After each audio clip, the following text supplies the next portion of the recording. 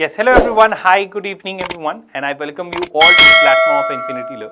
My name is Shubhojit, and we are here for yet another session. So this is not going to be a very big session. बड़ा session नहीं होने वाला, एक छोटा सा video है जिसमें मैं आपको बस इतना समझाना चाहता हूँ कि रिफ्रैक्टिव इंडेक्स किसे बोलते हैं and basically what do mean by refractive index. Refractive index के ऊपर बात करेंगे आज हम लोग, ठीक है। चलिए स्टार्ट करते हैं everyone. So what is refractive index? First of all, refractive index को समझने के लिए इसे वैसे तो बेसिकली सिर्फ आपको सेकंड लॉ ही समझने की जरूरत है, लेकिन मैंने सोचा जब आप लॉस पढ़ ही रहे हैं तो सारे लॉस को पढ़ लेते हैं।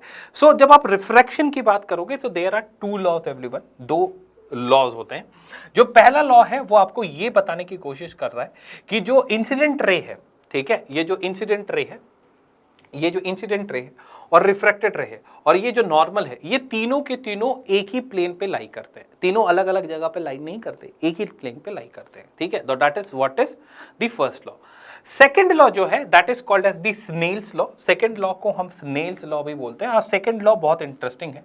सेकेंड लॉ ये बोलना चाहता है कि अगर कोई रे ऑफ लाइट है एवरीवन, जो इंसिडेंट हो रहा है आपके ग्लास स्लैब पे, एक मीडियम से दूसरे मीडियम की तरफ आ रहा है, रेयरर से डेंसर की तरफ आ रहा है, तो वो बेंड करेगा टुवर्ड्स दी नॉर्मल, ठीक है। अब इसके बीच में एक रिलेशन बनता है। रिलेशन ये बनता है कि स्नेल्स लॉ ने बोला कि एक रेशियो का रिलेशन बनता है, मतलब डिवीजन का रिलेशन बनता है कि जो साइन के फॉर्म में जो हम लोगों ने एंगल लिया, किसका, इंसिडेंट एंगल लेंगे साइन के फॉर्म में और रिफ्रैक्शन एंगल लेंगे साइन के फॉर्म में। जब दोनों को हम रेशियो करेंगे तो एक कांस्टेंट आएगा। दोनों को जब हम रेशियो करेंगे तो एक वैल्यू आएगी, एक कांस्टेंट आएगा। एंड दिस पर्टिकुलर कांस्टेंट, ये जो कांस्टेंट है उसे ही हम रिफ्रैक्टिव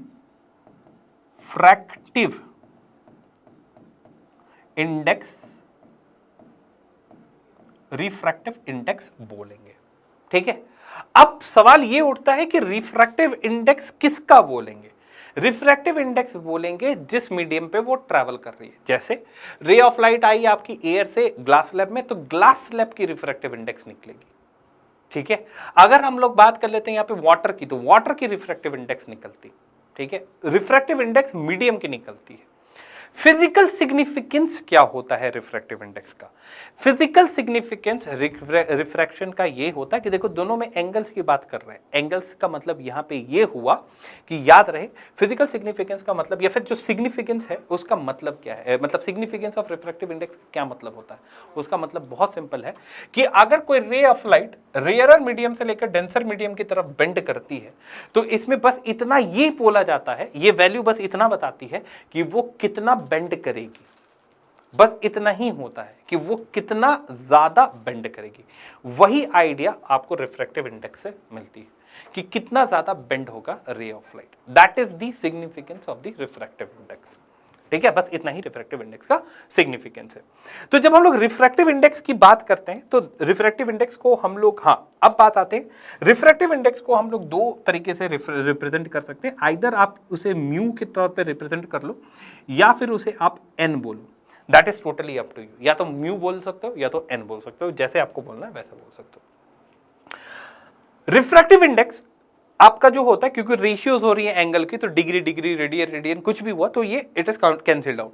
रिफ्रैक्टिव इंडेक्स जो होता है ये यूनिटलेस होती है, ठीक है, कोई यूनिट नहीं होता। It is just a value जो आपको ये बताती है कि रे ऑफ लाइट एक मीडियम से दूसरे मीडियम में ट्रैवल कर रही है तो कितना बेंड करेगी, ठीक है। बस बेंडिंग की वैल्यू बताई जाती है आपको, ठीक है, बस इतना ही है। रिफ्रैक्टिव इंडेक्स के कुछ फॉर्मूलाज हैं, ठीक है, लेकिन उससे पहले there are types of refractive index everyone, ठीक है।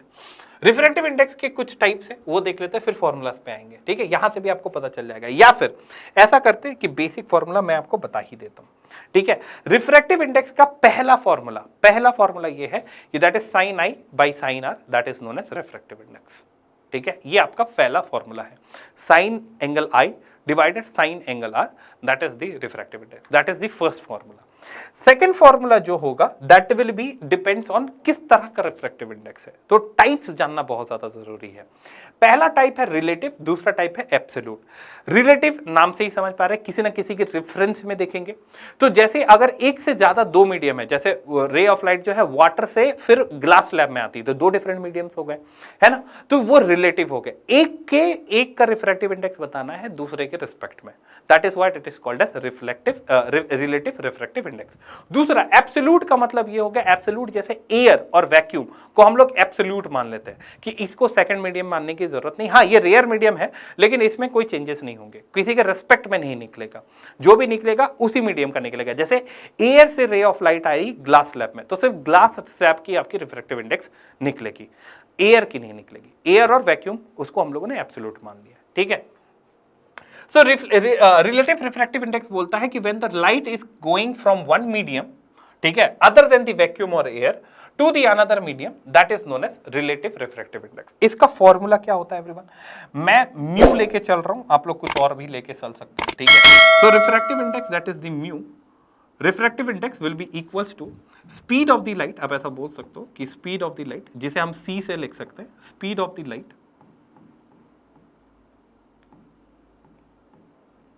Speed of the light in medium one, किसी एक मीडियम में, medium one divided by speed of the light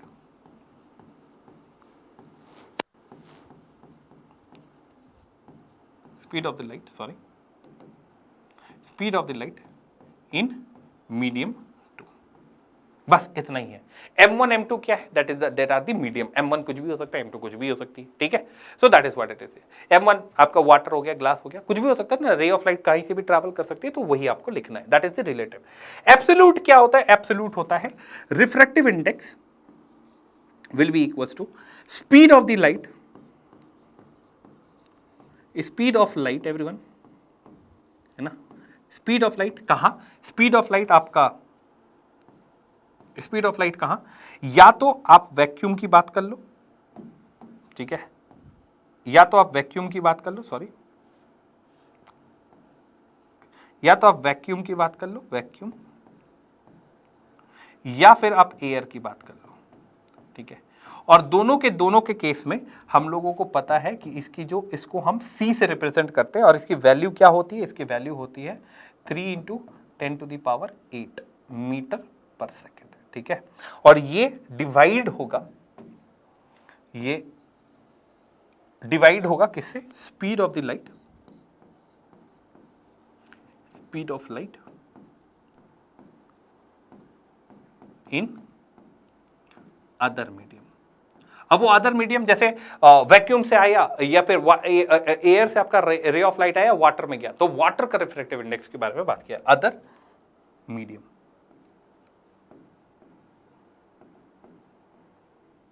other medium, that's, बस इतना ही है, ठीक है। This is all about the refractive index. मैंने आपको बताया कि रिफ्रैक्टिव इंडेक्स का बेसिक फॉर्मूला क्या है, sine i by sine r. Refractive index क्या है? एक कांस्टेंट है, जब दो एंगल्स मतलब इंसिडेंट रे और रिफ्रैक्टेड रे को डिवाइड करने पे निकलती है साइन के फॉर्म में, तब जो एक वैल्यू आएगी दैट इज अ कांस्टेंट, ये यूनिटलेस होती है। और वो उसका मतलब ही इतना बताना होता है कि जो रे ऑफ लाइट है वो एक मीडियम से दूसरे मीडियम में जब जा रही होती है तो वो कितना बेंड करती है, बस इतना ही उसका सिग्निफिकेंस है। दो अलग अलग तरीके रिफ्रैक्टिव इंडेक्स होते हैं, पहला रिलेटिव होता है, दूसरा एब्सोल्यूट होता है। रिलेटिव का मतलब हम किसी के रेफरेंस में देख रहे हैं, जैसे वाटर और आपका ग्लास है, तो वाटर का अगर आपको रिफ्रैक्टिव इंडेक्स निकालना है ग्लास के रिस्पेक्ट में, ग्लास का रिफ्रैक्टिव इंडेक्स निकालना है वाटर के रिस्पेक्ट में, तो क्या होगा? तो उसका फॉर्मूला यह है कि refractive index equal speed of the light in medium 1 divided by speed of the light in medium 2।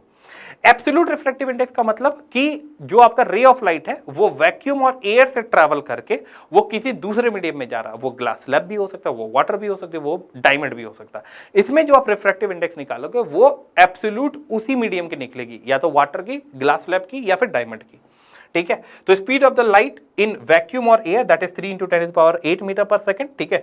Air में थोड़ा सा स्लाइट चेंज होता है पर ठीक है, 3 × 10⁸ ही लेते हैं, divided by speed of the light in other medium. अब वो अदर मीडियम वाटर भी होगा, ग्लास भी हो सकता है, मरकरी भी हो सकती है, इट इज मतलब मरकरी बोल दिया मैंने, सॉरी, है ना। वाटर हो गया आपका, वाटर हो गई आपकी डायमंड हो गया, ठीक है, आपका ग्लास स्लैब हो गया, कुछ भी हो सकता है. So that is all about the refractive index everyone. तो thank you everyone for joining this session. I hope आपको रिफ्रैक्टिव इंडेक्स से रिलेटेड कोई भी अगर डाउट होगी, फॉर्मूला में कोई प्रॉब्लम होगा या फिर समझने में प्रॉब्लम होगी एक्चुअली में रिफ्रैक्टिव इंडेक्स करती क्या है, ठीक है, तो वो सारी चीज़ें आपको अब क्लियर हो गई होंगी. Thank you everyone for joining this session. Please do revise this session, अच्छे से पढ़ना और बोर्ड्स के लिए बहुत ज़्यादा इंपॉर्टेंट है refractive index. Thank you everyone for joining this session. Bye everyone, take care.